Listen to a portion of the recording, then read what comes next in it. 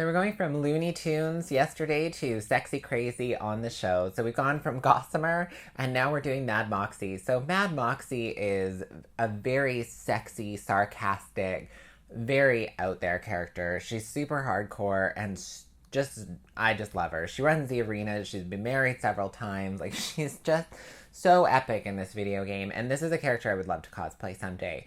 It's hard for Funko to take sexiness and put it into something so cute in a way.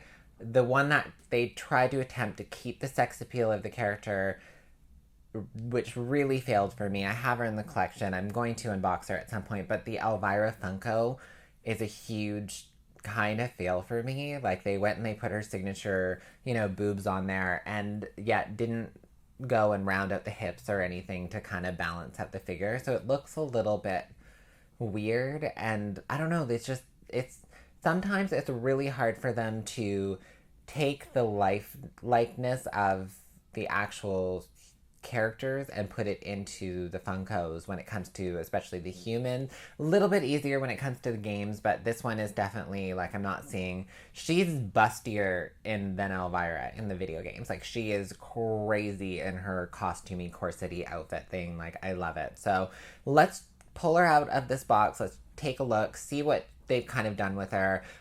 You can't really see it in here, but she's got her top hat on, and I'm really can't wait to see how they did that, because that's going to be a really cool detail, and hopefully it doesn't make her too side heavy, but I can already see a little disc in there. So anyways, let's pull her out to see what she looks like. Okay, so I'm a little bit epically surprised. I could not see this through the box. It was just too much plastic and stuff in the way, but she actually has tiny little boobs, and they are hilarious and so cute.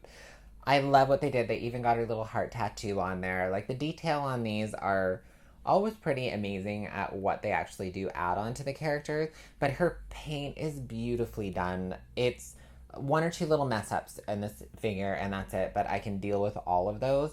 There's a little bit of white paint on the back of her head and underneath here. This is an easy fix. This head is being molded with this brown plastic and everything else is painted on. So a little bit of like Q-tip and rubbing alcohol will take that right off.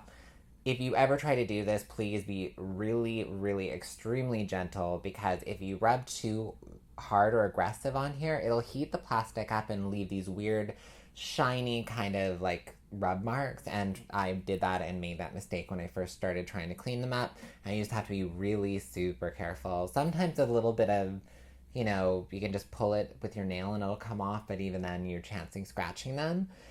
And the other one is her little flaps for the back of her dress here is like her jacket coat dress.